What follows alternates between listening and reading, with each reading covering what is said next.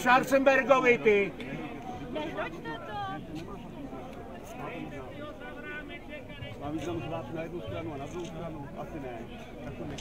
Dobře, ale my jsme nepoužívali žádný vulgární slovo a ne kurva, jak tady bylo řešeno.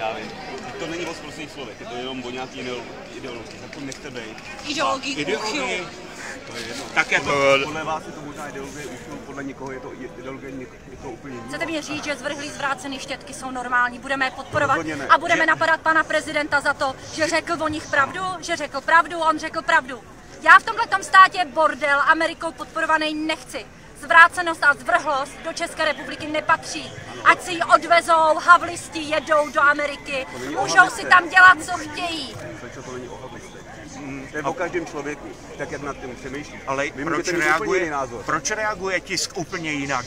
Že slyšejí pan Rio, to slyšejí tisíckrát za den. Protože to bohužel slyšelo spousta dalších. Dobře, ale oni neumějí česky, nebo neumějí anglicky, že si to neumějí přeložit. To si to máme nechat líbit, to budeme vyznamenávat na Pražském hradě. A když to lidem přeloží pan prezident, tak je špatný. To jsou prasata. Prasata obcujou v chrámech. To jsou ty děvčata, které vy jste chtěli vyznamenat na Pražském hradě. Žádali to po panu prezidentovi, on to odmítl a řekl to o nich správným slovem, protože oni to jsou, přesně to, co on řekl. A vy to chcete, aby jsme to vyznamenávali?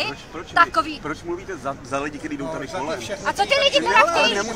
Co se jim nelíbí na panu prezidentovi? Protože nazval zvrhlý, zvrácený, spadlý ženštiny, nenazval pravým jménem a jim se to nelíbí, takže zvrácený ženštiny se jim líbí, ale to se jim nelíbí, že pan prezident. Oni si myslí, že my všichni, kteří jsme za pana prezidenta, jsme hospočtí povaleči. To je taková havlistická ideologie. My jsme všichni hospočtí povaleči.